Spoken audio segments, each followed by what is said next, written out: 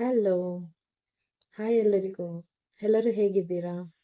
ಮೈ viewers, friends, subscribers ಎಲ್ಲರಿಗೂ ಒಂದು hi. So ಇವತ್ತೇನು ಸಬ್ಜೆಕ್ಟ್ ಅಂದರೆ ಇಂಟರ್ವ್ಯೂ ಸ್ಕಿಲ್ ಬಗ್ಗೆ. ಸೊ ಎಲ್ಲರೂ ಓದ್ತಾರೆ, ಕಾಲೇಜ್ ಹೋಗ್ತಾರೆ ಆ್ಯಂಡ್ ಡಿಗ್ರಿ ಕಂಪ್ಲೀಟ್ ಮಾಡ್ತಾರೆ. ನೆಕ್ಸ್ಟ್ ಪ್ರಾಸೆಸ್ ಏನಂದರೆ ಜಾಬ್ಗೆ ಹೋಗಬೇಕು. ಸೊ ಜಾಬ್ಗೆ ಹೋಗ್ಬೇಕಂದ್ರೆ ಫಸ್ಟ್ ಇಂಪಾರ್ಟೆಂಟ್ ಥಿಂಗ್ ಏನಾದರೂ ಅಂದರೆ ಇಂಟರ್ವ್ಯೂ ಅಟೆಂಡ್ ಮಾಡೋದು. ಸೊ ಇಂಟರ್ವ್ಯೂ ಹೆಂಗೆ ಅಟೆಂಡ್ ಮಾಡೋದು ಅನ್ನೋದೇ ನಾನೊಂದು ಟಿಪ್ಸ್ ನಿಮಗೆ ಹೇಳ್ತಾ ಇದ್ದೀನಿ. ಸೊ ದಿಸ್ ಇಸ್ ನಾನಿವತ್ತು ಶಾರ್ಟ್ ಆ್ಯಂಡ್ ಸ್ವೀಟಾಗಿ ಮುಗಿಸ್ತೀನಿ. ಓನ್ಲಿ 6 ಟಿಪ್ಸ್ ಹೇಳ್ತೀನಿ ನಾನು. 8 ಸ್ಕಿಲ್ಸ್ ಹೇಳ್ತೀನಿ. ಸೊ ಇದೆಲ್ಲ ಸ್ಕಿಲ್ ನಿಮ್ಮ ಹತ್ರ ಇದ್ದರೆ ಖಂಡಿತ ನೀವು ಇಂಟರ್ವ್ಯೂಗೆ ಹೋಗ್ಬೋದು. ಓಕೆ, ಸೊ ಯಾಕಂದರೆ ಇವಾಗ ಆ್ಯಕ್ಚುಲಿ ನಾವು ಸಿಂಪಲ್ಲಾಗಿ ಜಸ್ಟ್ ನಾನು ಇಂಟರ್ವ್ಯೂ ಅಂತ ಏನು ಗೊತ್ತಿಲ್ಲದೇ ಒಂದು ಇಂಟರ್ವ್ಯೂಗೆ ಹೋದರೆ you face lot of problem. ತುಂಬ ಪ್ರಾಬ್ಲಮ್ಸ್ನ ನೀವು ಫೇಸ್ ಮಾಡ್ತೀರಾ. ಯಾಕಂದರೆ ಇವಾಗ ನಾವು ಇಂಟರ್ವ್ಯೂ ತೊಗೊಳ್ತಾ ಇದ್ದೀವಿ ಕ್ಯಾಂಡಿಡೇಟ್ಸ್ಗೆ. ಸೊ ಅವರು ಎಲ್ಲಿ ಲ್ಯಾಕ್ ಆಗ್ತಾ ಇದ್ದಾರೆ ಅಂತ ನಾನು ನೋಡ್ತಾ ಇದ್ದೀನಿ. ಸೊ ಅದೇ ತಪ್ಪು ನೀವು ಮಾಡಬಾರ್ದು. ಅದನ್ನೇ ನಾನು ಹೇಳ್ತಾ ಇದ್ದೀನಿ. ಇಂಟರ್ವ್ಯೂಗೆ ಹೋದಾಗ ನೀವು ಎಲ್ಲರೂ ಸೆಲೆಕ್ಟ್ ಆಗಬೇಕು. ಓಕೆನಾ? ಸೊ ಆ ಆಸಕ್ತಿಯಿಂದನೇ ನಾನು ನಿಮ್ಗೆ ಹೇಳ್ತಾ ಇದ್ದೀನಿ. ಈ ಟಿಪ್ಸ್ನ ಯೂಸ್ ಮಾಡ್ಕೊಳ್ಳಿ. ಇನ್ನೂ ಬರ್ತಾ ಬರ್ತಾ ಮೆನಿ ಟಿಪ್ಸ್ ನಾನು ಕೊಡ್ತಾ ಇರ್ತೀನಿ. ಎಲ್ಲರೂ ಚೆನ್ನಾಗಿ ಇಂಟರ್ವ್ಯೂ ಅಟೆಂಡ್ ಮಾಡಿ ಸೆಲೆಕ್ಟ್ ಆಗಬೇಕು. ಓಕೆ, ಸೊ ಫಸ್ಟ್ ಥಿಂಗ್ ಏನಂದರೆ ನೀವು ಇಂಟರ್ವ್ಯೂಗೆ ಹೋಗೋಕ್ಕೆ ಮುಂಚೆ ನೀವು ಫಸ್ಟು ನಿಮ್ಮನ್ನು ನೀವು ಪ್ರಿಪೇರ್ ಮಾಡ್ಕೊಬೇಕು. ಓಕೆ, ಸೊ ನೀವು ಅಲ್ಲಿ ಹೋಗೋಕ್ಕೆ ಏನೇನು ಸ್ಕಿಲ್ ಇರಬೇಕಂದ್ರೆ ನೀವು ಫಸ್ಟು ಒಂದು ಆ್ಯಕ್ಟಿವ್ ಲಿಸ್ನರ್ ಆಗಿರಬೇಕು. ಆ್ಯಕ್ಟಿವ್ ಲಿಸ್ನರ್ ಅಂದರೆ ನಿಮ್ಮನ್ನು ಇಂಟರ್ವ್ಯೂವರೋ ಇಲ್ಲ HR ಒಂದು ಕ್ವೆಶನ್ ಕೇಳ್ತಾರಂದರೆ ಅದಕ್ಕೆ ನೀವು ರಿಪ್ಲೈ ಮಾಡಬೇಕು. ಸೊ ಅವ್ರು ಏನು ಕ್ವೆಶನ್ ಕೇಳ್ತಾರಂತ ಫಸ್ಟು ನೀವು ಕೇಳಿಸ್ಕೋಬೇಕು.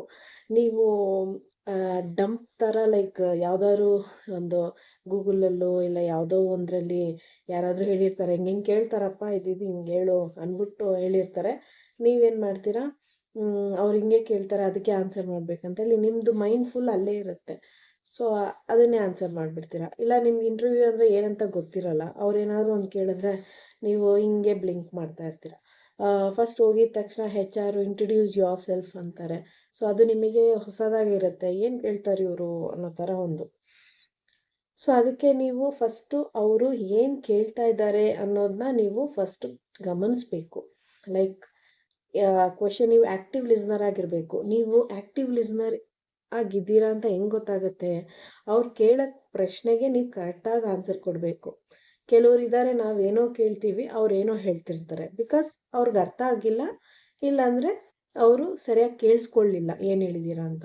ಸೊ ನೀವು ಅದು ಕೇಳಿಸ್ಲಿಲ್ಲ ಅಂದರೂ ನೀವು ಒನ್ಸ್ ಅಗೇನ್ ಪಾರ್ಡನ್ ಅಂತ ಹೇಳಿ ನೀವು ತಿರ್ಗಾ ಆ ಕ್ವೆಶನ್ನ ಕೇಳಿಸ್ಕೋಬೇಕು.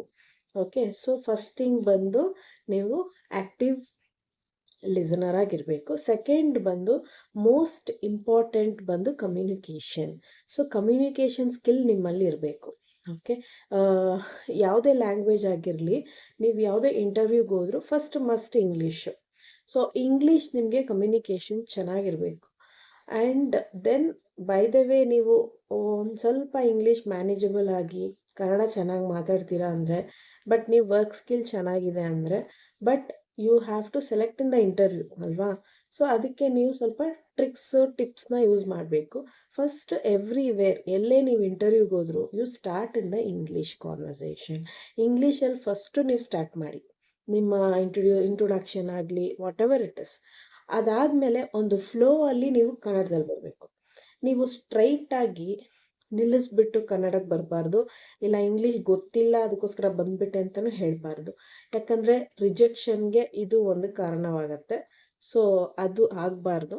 ಅದಕ್ಕೋಸ್ಕರ ನೀವು ಅದೊಂದು ಕಾನ್ಸಂಟ್ರೇಟ್ ಮಾಡ್ಕೊಳ್ಳಿ ಆ ವಿಷಯ. ಮತ್ತು so communication is very important. ಅದಕ್ಕೆ ನೀವು ಅವ್ರು ಮಾತಾಡುವಾಗ ನೀವು ಕರೆಕ್ಟಾಗಿ ಅದಕ್ಕೆ ಆನ್ಸರ್ ಕೊಡಬೇಕು. ಸೊ ಇದಕ್ಕೆ ಬಂದು ನಿಮಗೆ ಚೆನ್ನಾಗಿ ಕಮ್ಯುನಿಕೇಷನ್ ಇದ್ರೇ ಆಗೋದು. ಇಂಟ್ರ್ಯಾಕ್ಟಿವ್ ಮಾಡ್ತಿರಲ್ಲ, ಸೊ ನೀವು ಎಲ್ಲೇ ಹೋದರೂ ಯಾವುದೇ ಕೆಲಸ ಮಾಡಿದ್ರು ಕಮ್ಯುನಿಕೇಷನ್ ಇಸ್ ಮಸ್ಟ್. ನೆಕ್ಸ್ಟ್ ಬಂದು ಇದು ತುಂಬ ಇಂಪಾರ್ಟೆಂಟ್, ಮೂರನೇದು ಅದು ಕಾನ್ಫಿಡೆಂಟ್. ಈ ಕಾನ್ಫಿಡೆಂಟ್ ಇಲ್ಲ ಅಂದರೆ ನಾವು ಎಲ್ಲೂ ಹೋಗೋಕ್ಕಾಗಲ್ಲ, ಏನೂ ಮಾಡೋಕ್ಕಾಗಲ್ಲ. ಏನೋ ಒಂದು ಮಾಡ್ತೀವಿ ಅಂದರೆ ಅದಕ್ಕೊಂದು ನಮ್ಗೆ ಕಾನ್ಫಿಡೆಂಟ್ ಇರಲೇಬೇಕು. ಸೊ ಅದಕ್ಕೆ ಇಂಟರ್ವ್ಯೂ ಅಂದರೆ ನಮ್ಗೆ ಕಾನ್ಫಿಡೆಂಟ್ ಇರಬೇಕು. ಯಾಕಂದರೆ ನಾವು ಭಯ ಬಿತ್ಕೊಂಡು ಒಂದು ಕೆಲಸಕ್ಕೆ ಹೋದರೆ ನಮ್ಗೆ ಗೊತ್ತಿರೋ ವಿಷಯನೂ ನಮ್ಗೆ ಹೇಳೋಕ್ಕೆ ಭಯ ಆಗುತ್ತೆ ಅಲ್ವಾ? ಮತ್ತು ನಮ್ಗೆ ಗೊತ್ತಿರೋ ವಿಷಯನೂ ನಾವು ಮರ್ತೋಗೋ ಥರ ಡಂಪ್ ಆಗಿಬಿಡ್ತೀವಿ. ಸೊ ಅದಕ್ಕೆ ಯಾವಾಗಲೂ ಒಂದು ಕಾನ್ಫಿಡೆಂಟಾಗಿ ಹೋಗಿ. ಯಾಕಂದರೆ ಒಂದು ಇಂಟರ್ವ್ಯೂಗೆ ಹೋದಾಗ ನೀವು ನಿಮ್ಮ ವಿಷಯ ಹೇಳ್ತೀರ ಹೊತ್ತು ನೀವು ಯಾರ ವಿಷಯನೂ ಹೇಳೋಕ್ಕೆ ಹೋಗಲ್ಲ ಅಲ್ವಾ? ಸೊ ನಮ್ಮ ವಿಷಯ ನನಗೆ ಗೊತ್ತಿರುತ್ತೆ, ನನ್ನ ವಿಷಯ ನಾನು ಹೇಳ್ತಾ ಇದ್ದೀನಿ, ದಟ್ಸ್ ಇಟ್. ಅದು ನೀವು ಮೈಂಡ್ ಸೆಟ್ ಮಾಡಿಕೊಂಡು ನೀವು ಕರೆಕ್ಟಾಗಿ ಇಂಟರ್ವ್ಯೂ ಅಟೆಂಡ್ ಮಾಡಿದಾಗ ನಿಮಗೆ ಕಾನ್ಫಿಡೆಂಟ್ ಲೆವೆಲು ಹೈ ಆಗುತ್ತೆ. ನೀವು ಏನು ಕೇಳ್ತಾರೋ ಏನು ಮಾಡ್ತಾರೋ ಅಂತ ಒಂದು ಭಯದಲ್ಲೇ ಹೋಗೋದ್ರಿಂದ ನಿಮ್ಮ ಕಾನ್ಫಿಡೆಂಟ್ ಲ್ಯಾಕ್ ಆಗುತ್ತೆ. ಸೊ ನೀವು ಸ್ವಲ್ಪ ಧೈರ್ಯವಾಗಿ ಕಾನ್ಫಿಡೆಂಟಿಂದ ನೀವು ಪ್ರಿಪೇರ್ ಆಗಬೇಕು. ನೆಕ್ಸ್ಟ್ ಬಂದು ಪ್ರಿಪರೇಷನ್. ಈಗ ನೀವು ಒಂದು ಇಂಟರ್ವ್ಯೂಗೆ ಹೋಗ್ತಾ ಇದ್ದೀರಂತೆ, ಏನೇನು ಬೇಕು ಅನ್ನೋದು ನೀವೊಂದು ಪ್ರಿಪರೇಷನ್ ಆಗಿರ್ಬೇಕು. ಲೈಕ್ ನೀವು ಬಂದು ಫಸ್ಟು ಒಂದು ಎಕ್ಸ್ಪೀರಿಯನ್ಸ್ಡ್ ಆಗಿದ್ದರೆ ನಿಮಗೆ ಅಷ್ಟೊಂದು ಹೇಳೋದು ಬೇಕಾಗಿಲ್ಲ. ಬಟ್ ಸ್ಟಿಲ್ ನೀವೇನೇನೆಲ್ಲ ಕಾಪೀಸ್ ರೆಡಿ ಮಾಡ್ಕೋಬೇಕು, ಇಲ್ಲ ಅವ್ರು ಏನು ಕೇಳ್ಬೋದು ಅಂತ ನಿಮಗೂ ಒಂದು ಮೈಂಡಲ್ಲಿರುತ್ತೆ. ನೀವು ಅಲ್ಲಿ ಇಲ್ಲಿ ಚೆಕ್ ಮಾಡಿರ್ತೀರ, ಫ್ರೆಂಡ್ಸ್ ಹತ್ರ ವಿಚಾರಿಸಿರ್ತೀರ. ಸೊ ನಾರ್ಮಲಿ ಇಂಟ್ರಡ್ಯೂಸ್ ಆಗಿದ ತಕ್ಷಣ ನಿಮ್ಮ ಎಕ್ಸ್ಪೀರಿಯನ್ಸ್ ಬಗ್ಗೆ, ನೀನು ಯಾವುದೇ ಕ್ಯಾಟಗರಿ ಚೂಸ್ ಮಾಡ್ಕೊಂಡು ಹೋಗ್ತಾ ಇದ್ದೀರೋ ಆ ಕ್ಯಾಟಗರಿ ಬಗ್ಗೆ ಕೇಳ್ತಾರೆ. ದೆನ್ ಒಂದು ರೆಸ್ಯೂಮಲ್ಲಿ ಒಂದು ಪಾರ್ಟ್ ಇದ್ದರೆ ಅದಕ್ಕೆ ಔಟ್ ಆಫ್ ದ ಥಿಂಗ್ ನೀವು ಸ್ವಲ್ಪ ಹೇಳಬೇಕಾಗತ್ತೆ. ಬರೀ ರೆಸ್ಯೂಮ್ದೇ ಏನಿದೆ ಅದನ್ನೇ ಹೇಳಬಾರ್ದು. ಯಾಕಂದರೆ ಆಲ್ರೆಡಿ ರೆಸ್ಯೂಮಲ್ಲಿ ಕೊಟ್ಟಿದ್ದೀರಾ ನಿಮ್ಮ ವಿಷಯನ. ಓಕೆ, ಸೊ ಅದರಲ್ಲೇ ಅವ್ರು ಬೇರೆ ಏನಾದ್ರು ಕೇಳಿದ್ರು ಕೂಡ ನೀವು ಹೇಳೋಕ್ಕೆ ತಯಾರಾಗಿರಬೇಕು.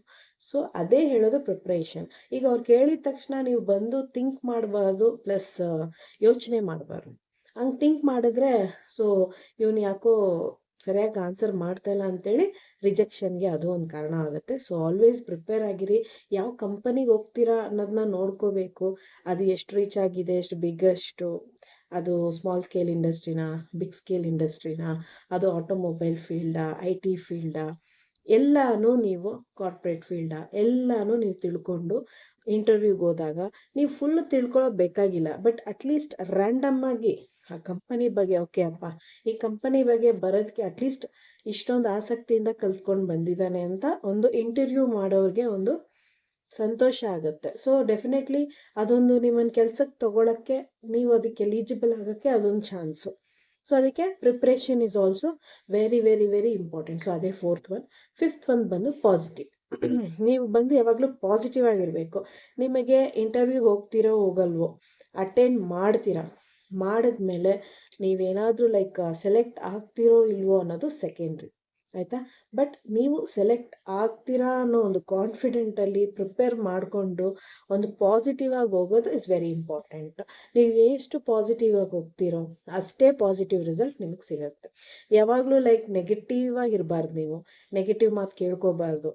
ನೆಗೆಟಿವ್ ಆಗಿ ಯಾರಾದರೂ ಹೇಳಿದ್ರು ಕೂಡ ನೀವು ಪಾಸಿಟಿವ್ ಆಗಿರಿ, ನೋಡೋಣ ಅಂತ. ಯಾಕಂದರೆ ನಿಮ್ಗೆ ಈ ಜಾಬ್ ಇಲ್ಲ ಅಂದರೂ ಇನ್ನೊಂದು ಜಾಬ್ ಸಿಗುತ್ತೆ ಖಂಡಿತ ಅಲ್ವಾ? ಸೊ ಅದಕ್ಕೆ ನಾನು ಹೇಳ್ತಾ ಇದ್ದೀನಿ, ಲೈಕ್ ನಾವು ಅದನ್ನೇ ನೆಗೆಟಿವ್ ಆಗಿ ತೊಗೊಂಡು ಇರೋ ಜಾಬ್ನು ಕಳ್ಕೊಬಾರ್ದು. ಸೊ ಆಲ್ವೇಸ್ ಪಾಸಿಟಿವ್ ಆಗಿರಿ, ಆಯಿತಾ? ಸೊ ಲಾಸ್ಟ್ 6th ಬಂದು ಲೈಕ್ ನೀವು body language. Body language is very very very important. ನೀವೊಂದು ಇಂಟರ್ವ್ಯೂಗೆ ಹೋದಾಗ ನಿಮ್ಮ ಅಪಿಯರೆನ್ಸ್ ಬಂದು ತುಂಬ ಪ್ರಾಂಪ್ಟಾಗಿ ಡಿಸೆಂಟಾಗಿರಬೇಕು. ಯಾಕಂದರೆ ನೀವು ಒಂದು ಇಂಟರ್ವ್ಯೂಗೆ ಹೋಗ್ತಾಯಿದ್ರೆ first impression is a best impression ಅಂತ ಯಾಕೆ ಹೇಳಿದ್ರು? ಅದೊಂದು ಪ್ರಾವರ್ಬೇ ಇದೆ. ಯಾಕಂದರೆ ದಟ್ ಈಸ್ ಟ್ರೂ ಆ್ಯಕ್ಚುಲಿ. ನೀವು ಒಂದು ಇಂಟರ್ವ್ಯೂಗೆ ಹೋದಾಗ ನಿಮ್ಮ ಹೇರ್ ಸ್ಟೈಲಿಂದ ಹಿಡಿದು ನಿಮ್ಮ ಶೂವರೆಗೂ ನೋಟ್ ಮಾಡ್ತಾರೆ. ಸೊ ಎಲ್ಲನೂ ಪರ್ಫೆಕ್ಟಾಗಿ ಡಿಸೆಂಟಾಗಿ ಒಂದು ಫಾರ್ಮಲಲ್ಲೇ ಇರಬೇಕು. ಸೊ ಆ ಥರ ಇದ್ದಾಗ ನಿಜವಾಗ್ಲೂ ಅದೊಂದು ಅದೊಂದು first appearance to selecting for the interview. ನೀವು ಸೆಲೆಕ್ಟ್ ಆಗೋಕ್ಕೆ ಅದೂ ಒಂದು ಚಾನ್ಸ್. ಸೊ ಈಗ ನೀವೇನಾದರೂ ಚೆನ್ನಾಗಿ ರೆಡಿ ಆಗಿರ್ತೀರಾ, ಬಟ್ ನಿಮ್ಮ ಬಾಡಿ ಲ್ಯಾಂಗ್ವೇಜ್ ಸರಿ ಇರಲ್ಲ, ಕೂತ್ಕೊಳ್ಳೋ ಪೊಸಿಷನ್ ಆಗಲಿ, ಮಾತಾಡೋ ವೇ ಆಗಲಿ, ನಿಮ್ಮ ಐ ಕಾಂಟ್ಯಾಕ್ಟ್ ಆಗಲಿ, ಸೊ ನೀವು ಮಾತಾಡೋ ವಿಷಯ, ನೆಕ್ಸ್ಟ್ ನೀವು ಮಾತಾಡುವಾಗ ಗೆಸ್ಚರ್ ಮಾಡೋದು, ಪ್ಲಸ್ ಎಲ್ಲ ಪ್ರತಿ ಒಂದೂ ನೋಟ್ ಮಾಡ್ತಾರೆ. So body language is also very very important. So ಅದನ್ನು ನೀವು ನೋಡಿಕೊಂಡು ಇವೆಲ್ಲ ವಿಷಯ ನಿಮ್ಮ ಕೈಯಲ್ಲಿರಬೇಕು ಒಂದು ಇಂಟರ್ವ್ಯೂಗೆ ಹೋದಾಗ. ದೆನ್ ಮರೀದೆ ಒಂದು ರೆಸ್ಯೂಮ್ ರೆಡಿ ಮಾಡಿಕೊಂಡು ಹೋಗಬೇಕು. ಯಾಕಂದರೆ ಈಗ ಇತ್ತೀಚೆಗೆ ನಾನು ನೋಡಿದೆ ಕ್ಯಾಂಡಿಡೇಟ್ಸ್ ರೆಸ್ಯೂಮೇ ತರಲ್ಲ, ಮರ್ತ್ಬಿಡ್ತಾರೆ. ಮ್ಯಾಮ್ ಗೊತ್ತಿಲ್ಲ, ನಾನು ಮಾಡಿಸ್ಕೊಂಬರ್ತೀನಿ ಹಾಗೆಲ್ಲ ಹೇಳ್ತಾರೆ. ಆ್ಯಂಡ್ ಇಂಟರ್ವ್ಯೂಗೆ ಬರ್ತಾರೆ, ಬರೋಕ್ಕೆ ಮುಂಚೆ ನಾನು ಇಂಟರ್ವ್ಯೂ ಇದು ರೆಸ್ಯೂಮ್ ಕೇಳಿರ್ತೀನಿ, ಅದು ನನಗೆ ವಾಟ್ಸಪ್ ಮಾಡಿರ್ತಾರೆ. ಅದು ನಮ್ಮ ರೆಫರೆನ್ಸ್ಗೆ ನಾವು ವಾಟ್ಸಪ್ ಮಾಡೋಕ್ಕೆ ಹೇಳಿ ನಾವು ನೋಡ್ತೀವಿ. ಬಟ್ ನೀವು ಇಂಟರ್ವ್ಯೂಗೆ ಅಂತ ಬಂದಾಗ ಖಂಡಿತ ಒಂದು ಕಾಪಿ ತರಬೇಕು, ಆಯಿತಾ? ಇದು ಬಂದು ನಿಮ್ಗೆ ಯಾರು ಹೇಳ್ಕೊಡೋದಲ್ಲ, it is the knowledge, basic knowledge ಅದು. ಸೊ ಮ್ಯಾಮ್ ನಾನು ಕಳಿಸ್ಬಿಟ್ಟಿದ್ದೀನಿ ಆಲ್ರೆಡಿ ಅಂತ ಹೇಳೋದು ಅದು ತಪ್ಪು. ಸೊ ಅದೇನಾಗುತ್ತಂದರೆ ನಾವು ಇಷ್ಟೊಂದು ಬೇಜವಾಬ್ದಾರಿಯಾಗಿದ್ದಾನಲ್ಲ, ಒಂದು ರೆಸ್ಯೂಮ್ ತರೋಕ್ಕೂ ಆಗಿಲ್ವಲ್ಲ, ಅದನ್ನು ಒಂದು ಇವ್ರು ಈಸ್ ನಾಟ್ ಎಲಿಜಿಬಲ್ ಅನ್ನೋದಕ್ಕೆ ಅದನ್ನು ಪಾಯಿಂಟ್ ಔಟ್. ಇಂಟರ್ವ್ಯೂ ಅಂದರೆ ಏನು? ಅವರು ನಿಮ್ಮನ್ನು ಸ್ಕ್ಯಾನ್ ಮಾಡ್ತಾರೆ, ಯಾವ ಥರ ಮಾತಾಡ್ತೀರಾ ನೀವು. ಯಾಕಂದರೆ ಆ ಒಂದು ಇಂಟರ್ವ್ಯೂ ಅಲ್ಲೇ ನಿಮ್ಮನ್ನು ಸೆಲೆಕ್ಷನ್, ಓವರ್ ಆಲ್ ಸೆಲೆಕ್ಷನ್ ಅದರಲ್ಲೇ ಇರೋದು. ಥ್ರೂ ಔಟ್ ಅಲ್ಲಿ ಕೆಲಸ ಮಾಡೋದು ಆ ಒಂದು ಇಂಟರ್ವ್ಯೂ ಅಲ್ಲೇ ಇದೆ. ಆ ಇಂಟರ್ವ್ಯೂ 10 ಮಿನಿಟ್ಸ್ ಆಗಿರ್ಬೋದು, 15 ಮಿನಿಟ್ಸ್ ಆಗಿರ್ಬೋದು, 1 ಅವರ್ ಆಗಿರ್ಬೋದು, ಹಾಫ್ ಆನ್ ಅವರ್ ಆಗಿರ್ಬೋದು. ಲೈಕ್ ಏನು ಹೇಳ್ತೀನಿ, ಲೈಕ್ ಒಂದೊಂದು ಕಡೆ ಒಂದೊಂದು ಸೆಷನ್ಸ್ ಇರುತ್ತೆ. ಓಕೆ, ಸೊ 2 ರೌಂಡ್ಸ್ ಇರುತ್ತೆ, 3 ರೌಂಡ್ಸ್ ಇರುತ್ತೆ, ಹೇಳೋಕ್ಕಾಗಲ್ಲ. ಒಂದೊಂದು ಕಡೆ ಏನಾಗುತ್ತೆ, ಒಂದು 1 ಮಂತ್ ಕೂಡ ಮಾಡ್ತಾರೆ ಇಂಟರ್ವ್ಯೂ ಆಗಿ ಹೇಳೋದಕ್ಕೆ. ಅದಕ್ಕೆ so interview is very important. ನಾವು ಇಷ್ಟು ಸಿಂಪಲಾಗಿ ತೊಗೊಳಕ್ಕಾಗಲ್ಲ. ಯಾಕಂದರೆ ಒಂದು ಜಾಬ್ ಅಂದರೆ ಅದೆಷ್ಟು ಜವಾಬ್ದಾರಿಯಾಗಿ ನಾವು ಇರಬೇಕು, ಅಷ್ಟೇ ಜವಾಬ್ದಾರಿಯಾಗಿ ನಾವು ಇಂಟರ್ವ್ಯೂಗೆ ಹೋಗಬೇಕು. ಒಂದು ಕೇರ್ಲೆಸ್ಸಾಗಿ ನಾವು ಹೋಗೋದು ಮಾಡಬಾರ್ದು. ಎಲ್ಲ ಪ್ರತಿಯೊಂದು ರೆಸ್ಪೆಕ್ಟಿಂದ ಹಿಡಿದು ಮ್ಯಾನರ್ಸಿಂದ ಹಿಡಿದು ಎಲ್ಲನೂ ತುಂಬ ಇಂಪಾರ್ಟೆಂಟ್ ಇದೆ ಇಂಟರ್ವ್ಯೂಗೆ. ಸೊ ಇಂಟರ್ವ್ಯೂ ಯಾರೆಲ್ಲರೂ ಪ್ಲ್ಯಾನ್ ಮಾಡ್ತಾ ಇದ್ದೀರಾ ಹೋಗಬೇಕು, ಇಲ್ಲ ಓದ್ತಾ ಇರೋರು, ಜಾಬ್ಗೆ ಟ್ರೈ ಮಾಡ್ತಾ ಇರೋರು, ಖಂಡಿತ ಈ ವಿಡಿಯೋಸ್ ನೋಡಿ, ಈ ವಿಡಿಯೋಸ್ನೆಲ್ಲ ಶೇರ್ ಮಾಡ್ಕೊಳ್ಳಿ. ಇದ್ರ ಬಗ್ಗೆ ನೀವು ಒಂಚೂರು ಪ್ರಾಕ್ಟೀಸು ಮತ್ತು ಫಾಲೋಅಪ್ ಮಾಡಿ. ಆ್ಯಸ್ ಪರ್ ದಟ್ ನೀವು ಇಂಟರ್ವ್ಯೂ ಹೋಗಿ ಖಂಡಿತ ಸೆಲೆಕ್ಟ್ ಆಗ್ತೀರಾ. ಆ್ಯಂಡ್ ಮೆನಿ ವಿಡಿಯೋಸ್ ಅಪ್ಡೇಷನ್ಸ್ ನಾನು ಇದರಲ್ಲಿ ಕೊಡ್ತೀನಿ. And so this is the 6 interview skills. Please use it. And ಎಲ್ಲರಿಗೂ ಶೇರ್ ಮಾಡಿ.